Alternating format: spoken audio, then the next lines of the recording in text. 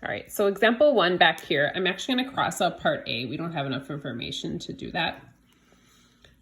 So, yeah, we don't have enough. Well, I guess we could probably figure, we're not going to do that.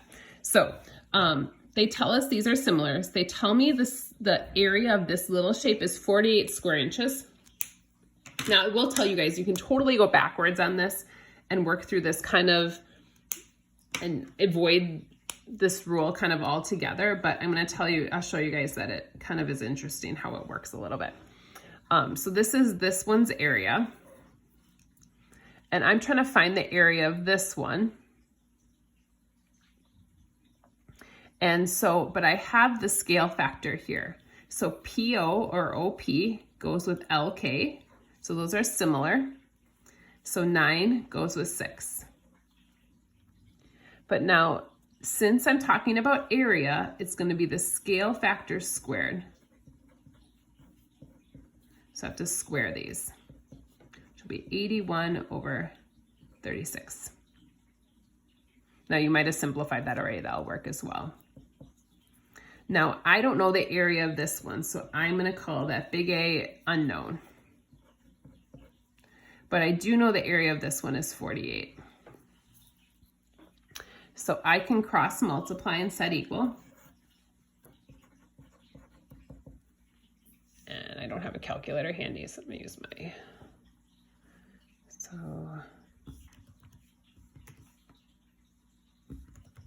81 times 48, really big number. And I'll divide by 36.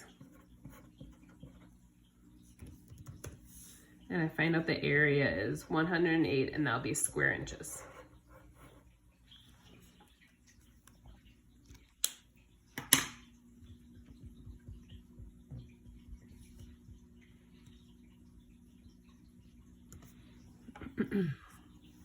Now this next one is kind of asking us to do the opposite.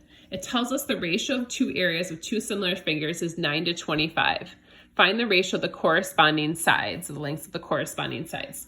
Now, if they're giving us the ratio of the two areas, remember it's the scale factor squared.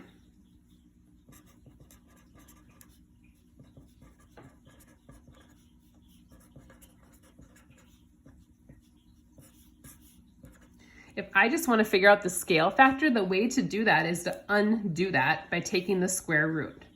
So if I have 9 over 25, I need to undo that squared because this is areas. So I'm going to take the square root of the areas. So 9 over 25 really just becomes 3 over 5. So that's my ratio of the lengths of the corresponding sides. So this is actually our scale factor. So that's all you have to do on a problem like that. And then finally, last example here, it tells us find the length of A, little a here, if they tell us these two shapes are similar.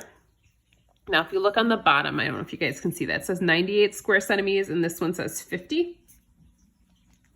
Now this one's going to be a little bit more complicated.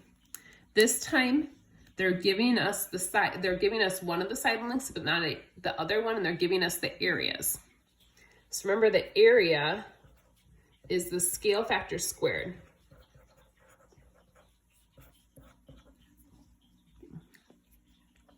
So, sorry, bumped the phone. So if I take the scale factor, which would be 14 to A, that's the scale factor. In order to use it with the area, I have to square it.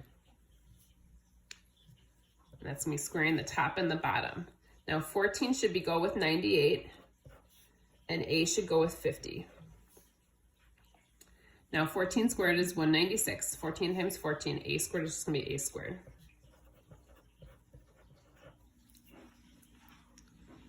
So I'm going to cross multiply and set equal.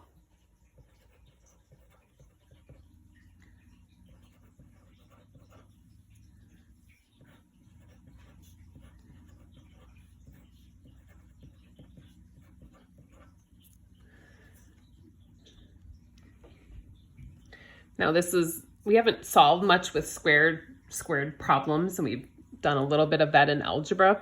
So all we do to undo that is we just, well, yes, we did it in like Pythagorean theorem. So we're gonna take the square root of each side. So A is just gonna be 10.